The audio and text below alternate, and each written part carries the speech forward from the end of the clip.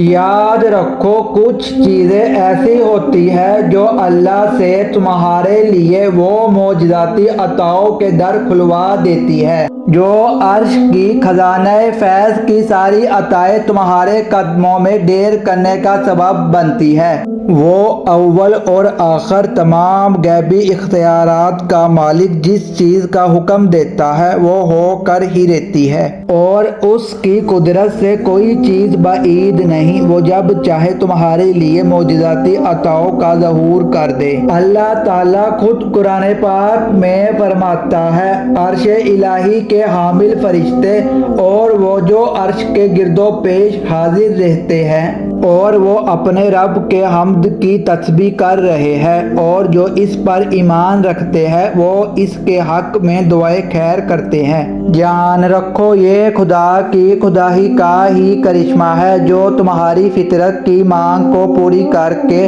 تمہارے ہر لمحے کی خبر گیری کر رہا ہے۔ قرآن خود کہتا ہے، وہ تم پر آسمان سے خوب بارش برسائے گا اور تمہیں مال اور اولاد سے نوازے گا۔ اگر آپ چاہتے ہیں کہ آپ کو مفید اور سچی تعلیمات روزانہ ملے جس سے آپ کی آخرت بھی سنور جائے تو ہمارے پیج کو لائک اور سبسکرائب لازم کریں۔ شکریہ۔